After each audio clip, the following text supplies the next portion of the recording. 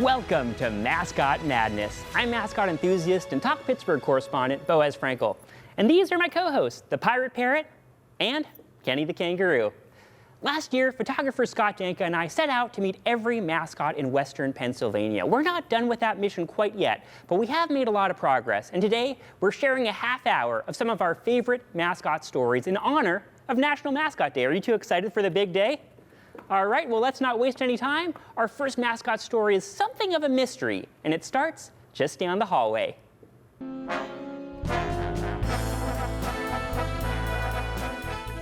It was a hectic morning in the KDK newsroom. The scanners were lit up like the Gulf Tower. First responder detail zone 320. That's the thing about the news business. It's always busy. Either the stories chase you down, or you've got to chase them. Mascot News Desk, this is Boaz. Wes Mifflin. Pen.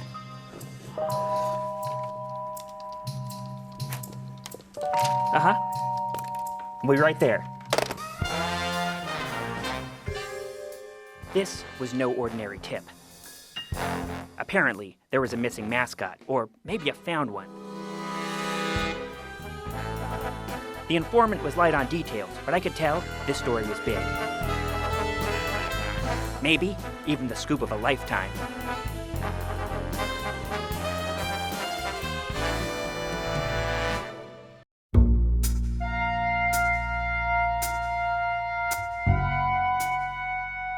The guy looked familiar to me, but I didn't want to put him on the spot. He seemed jumpy.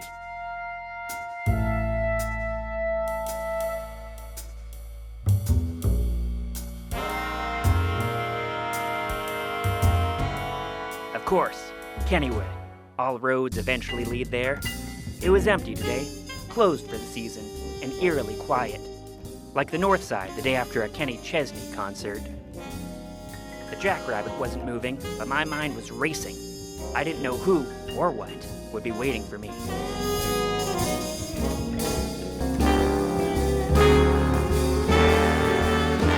Jeeters! Where the heck have you been? I thought this mascot was done for, that he'd gone the way of Forbes Field. Sure, Jeeters was a regular at the park through the 70s and 80s, but then he disappeared. I hadn't seen this pink ragamuffin in 3 decades. I was perplexed. Turns out Jeeters was too. So you don't know what happened? Nothing? Huh. Jeeters remembers standing in line for a double-header cone.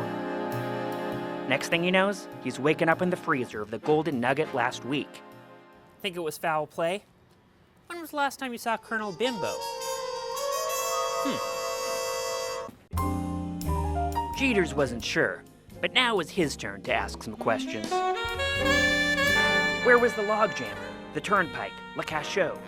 Kennywood looked a little different from the last time he was here. The only constant is change, Jeeters. You're not gonna like this either. They just tore down the Century 3 Mall. I know. He was heartened to see some of his old favorites. You recognize this marsupial? And a couple brand new ones, too. You ever seen a bumper car that looks like a basket of potato patch fries? Jeter seemed especially taken by Spinvasion. I bet they didn't have alien-based multi-action spin rides last time you were here. There was one last thing I had to show Jeters. You bring your ID? Come on, Jeters. This fuzzy mug has his own pub now. 12 drafts on tap. Nostalgic, hand-painted mural. Perfect spot for a mascot to take a seat and consider things. What would you do if you suddenly misplaced 3 decades? That's the thing about life. Sometimes it can spin you around faster than the dizzy dynamo. Where's that phone? Jeter's Pub, this is Boaz. And that's when things got interesting. You're not gonna believe this. Colonel Bimbo's on the phone. Kenny, have you enjoyed having Jeters back in the park?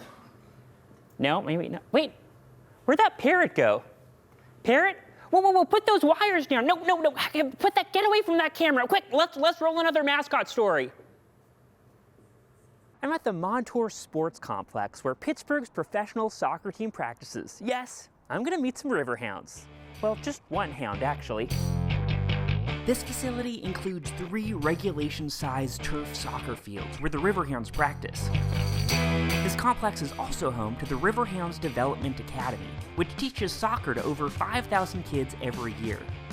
But today, the only ones here are me and Ammo. That's the Riverhounds mascot. Thanks so much for having me. Wow, this facility is massive. I thought we were meeting up for a chit-chat, maybe share a milk bone, but this dog had other plans. Ammo was here to put me through a soccer boot camp. He'd seen Iceberg teach me to skate, he'd watched the Parrot school me in launching t-shirts, and now this energetic canine was not going to be satisfied until he coached me to my very first soccer goal. We started with some simple drills. Gosh, this takes way more concentration than I was expecting. I don't know if I'm smart enough to play soccer. As we warmed up, Ammo told me about his childhood. He grew up just south of here.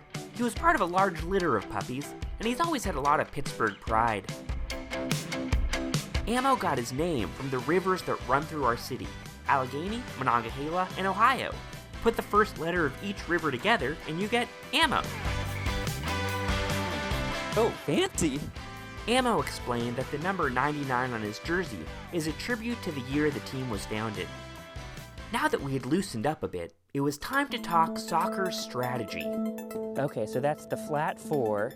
I had to learn about formations and team shapes.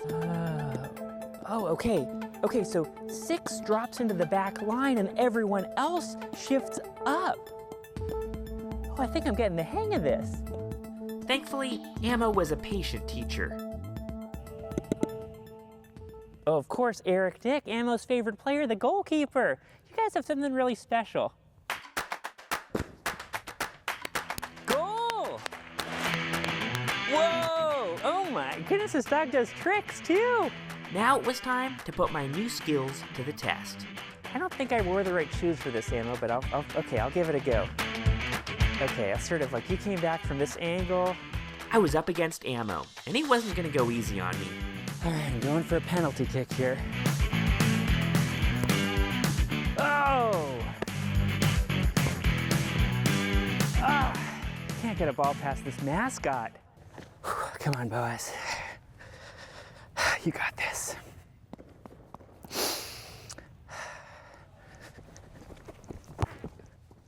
Wow, definitely didn't have that. Our photographer, Scott Danka, plays soccer every weekend, and he subtly came up to offer me some coaching. Get on that ball a little bit, top corner. Okay.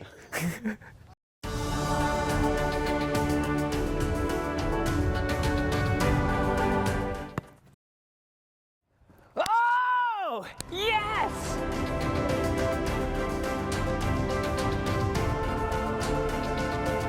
Ammo was proud of me that day. He was also quick to point out that I don't have what it takes to be a professional soccer player. No, I won't be on the Riverhounds roster anytime soon. But Ammo did say that I have the exact right amount of skill to be an expert Riverhounds fan. And honestly, I feel pretty good about that. Because when you're in the stands at Highmark Stadium, you've got the best view of my favorite furry soccer mascot. You've been such a good boy, Ammo. You want to play a little fetch? Okay.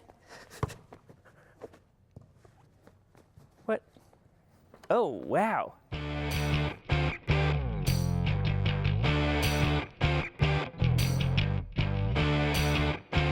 Well, be careful with that thing. There's a lot of expensive equipment in this studio. We'll be back with more mascots in just a minute. The Pittsburgh Symphony Orchestra has a rich legacy that goes back over 120 years. They've toured all the concert halls in Europe, they've recorded dozens of albums, and won multiple Grammys, and, in my opinion, they have one of the best orchestra mascots in the world. This is Fiddlesticks, and since the early 1990s, this flugelhorn-loving feline has been hosting his own brand of concerts right here in Heinz Hall. During a Fiddlesticks family concert, kids have free reign of the place.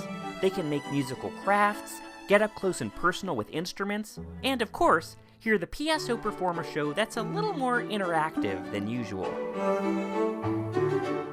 Fiddlesticks, or FID for short, is passionate about music and music education. He even prepared a little class for me. Today's symphonic lesson, the 4 parts of the orchestra. Turns out that each of the orchestra's sections has a distinct role and sound. The brass section is the loudest part of the orchestra, so loud that they're always placed at the back of the stage, farthest from the audience. FID introduced us to Doug Rosenthal, the associate principal trombone at the Pittsburgh Symphony Orchestra. Doug's been playing since he was a kid, and he was first turned on to brass while watching a scene from Disney's The Jungle Book. The bear in the New Orleans-style band played the trumpet.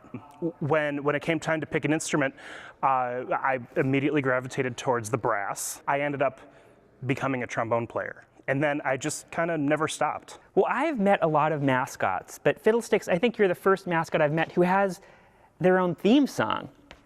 And I was wondering, Doug, could you play us a bit of that theme song? Ooh, I think we could arrange for this, but Fiddlesticks, I'm going to need you to dance along with it. Okay. FID attempted to teach me some of the very complicated theme song choreography.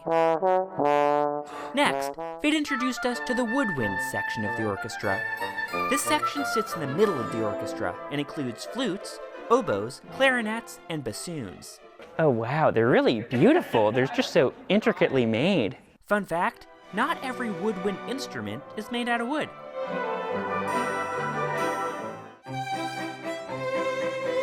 The third section of the orchestra is the string section. And Fiddlesticks led us behind the scenes for this one. Wow, so this is what backstage at the orchestra looks like. Very cool.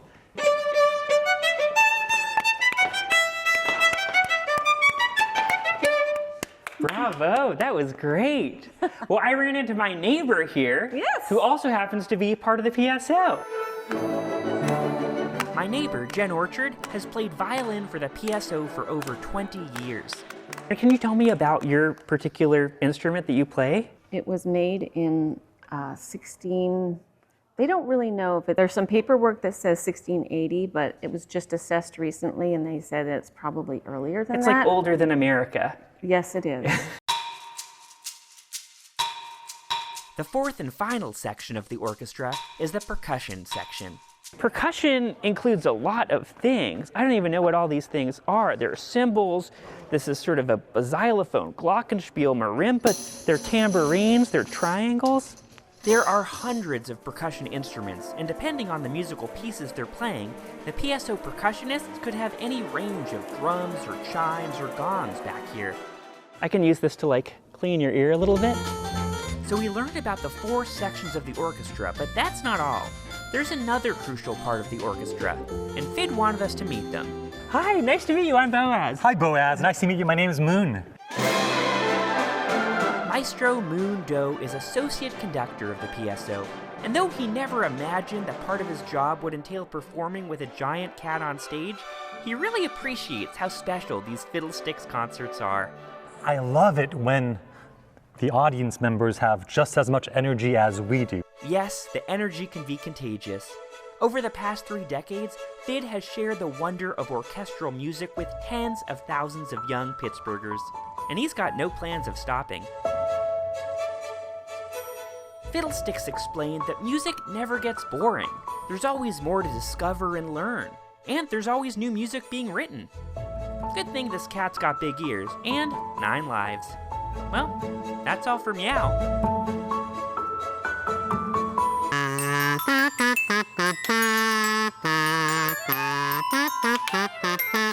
Fiddlesticks has been giving us lessons, but the lessons don't seem to be working. Well, we'll be back with more mascots in a minute. So let's try this one more time from the top.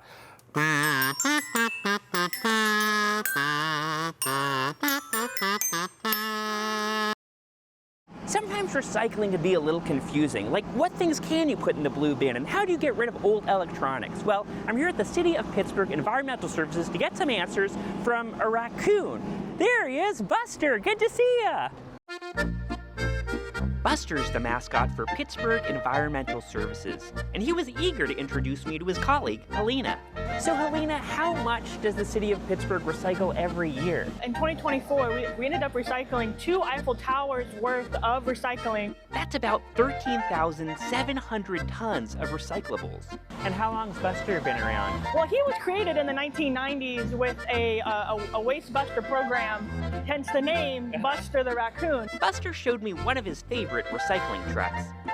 You ever driven one of these things? Yeah. And that's where we met up with one of his old friends. So nice to meet you, Litterbug. I don't even know which hand to shake. There's so many of them. The Litterbug is the mascot for the Pennsylvania Resource Council. When they were founded in 1939, their initial mission was to reduce roadside trash. The Litterbug was introduced in the 1950s as part of their Don't Be a Litterbug campaign. Today, their focus is on preventing waste and conserving the environment. So you're 2 mascots who love recycling. You must have so much to talk about. These 2 get together about once a month to play cards. I was lucky enough to get an invitation. Nope, go fish. Buster, do you have any 5s? Dang it. And no, I didn't fish my wish. Anyway, I told you I was going to get some recycling answers. Well, Buster and Litterbug suggested we play a round of their favorite trivia games. Welcome to Can You Bin It, where we ask 2 mascots if various household items can go in those blue recycling bins. Can you put aerosol cans in the bin? What about glass bottles? Plastic bags? Yogurt tubs? Styrofoam? Old issues of Mascot magazines? What about an old laptop? But just because you can't put it in your blue bin doesn't mean that there's no way to recycle it. In 2022, these 2 mascots teamed up, along with their organizations, to host affordable electronics recycling events. They take place every Tuesday and Thursday here in the Strip District. Pittsburgh residents can bring in all kinds of electronics and pay just 35 cents per pound to recycle them. The Litterbug introduced me to his colleague Sarah to explain how it all works. So someone drops off a TV or a microwave or a humidifier or whatever, and then where does that go?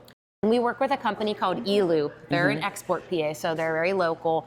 This material all gets sent there, and they demanufacture it. They pretty much break it down into its components. Whoa. So there'll be circuit boards, there'll be the plastic frames, from the glass, and then that then gets sent out to another third party that then will recycle that material. This is just a small assortment of some of the more unique items that have come through. So like an old Polaroid camera. Many people haven't seen an old rotary phone if they know how to use it. And of course, so many different generations of Apple Music devices. This is, oh wow, this is a really old one. In their first 3 years, this partnership has recycled more than 420,000 pounds of electronics. With those stats, you might think Buster and Litterbug would be resting on their laurels, but no. This insect and raccoon are too busy schlepping TVs.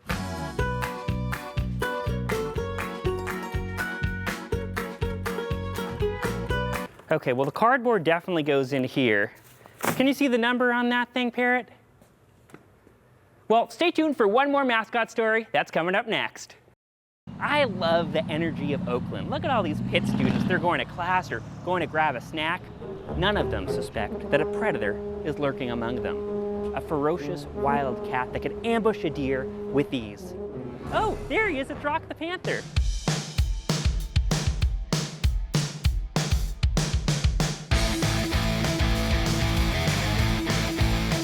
This is the University of Pittsburgh's mascot, and he's one of the most popular mammals on campus. Seeing the swish in this panther's tail, you'd never guess that he's been around for over 100 years. Back in 1909, a group of Pitt students and alumni adopted the panther as the school mascot. And this is more than just some decoration on campus. This is part of the football ritual. So players come down before the game and they give a little rub to the nose. Maybe I should buy a lottery ticket now. So why the Panther? It was the idea of George Baird, who recommended it for a few reasons. The panther is a noble animal, according to many cultures. The cat's golden hue matches the school's colors. Pitt Panthers makes for a pretty good alliteration. And the most important reason? A few hundred years ago, panthers used to roam all over Pennsylvania. Panthers, also known as mountain lions, pumas, or cougars, stealthily hunted the plentiful elk and deer in the area. It's wild to imagine a time when Oakland was full of these ferocious predators. This lone Pittsburgh Panther still knows how to take down prey when he needs to. Rock was quick to remind me that panthers have great night vision. He's got specialized molars for tearing flesh, and his ears can pick up ultrasonic frequencies that allow him to hear a hiding deer or mountaineer. Rock led me to one of his favorite spots on campus, the Pete, where many of Pitt's sporting events take place. Oh wow, you switched outfits. I guess it's volleyball tonight, so you gotta be in uniform. All right, you got the ball there, you're popping it up, and then slam! Look at that. Okay, the last time I played volleyball, I think I was in summer camp, and it was 20-some years ago. Let's see. That was, I think you're supposed to, I think a lot of things were wrong about that, actually. But practice makes perfect, yeah. And where'd the name Rock come from? The Panther explained that he's named for Steve Petro, a Pitt football player from the 1930s who earned the nickname The Rock for his toughness. Petro went on to play in the NFL and then served in the Army during World War II before coming back to Pitt as an assistant football coach in 1950. He stayed for decades. Rock pointed out the construction site just across from the Pete. This is where Pitt Stadium used to be, and soon it'll be the Arena and Sports Performance Center, the new home for Pitt volleyball, wrestling, and gymnastics. Back inside the Pete, Rock led me through a series of underground passages. This is like a labyrinth down here, but you just know your way around, I guess. This Panther wanted to make sure we exit through the gift shop. Oh my goodness, and here we have Pitt gear. There are rocks everywhere. Rock on a hat, rock on a shirt over here. It's little rocks, medium rocks. It seems like you got a dye job since they made this toy, I think. Rawr. This is good. I'm just trying to channel my inner Panther. Is that doing anything for you?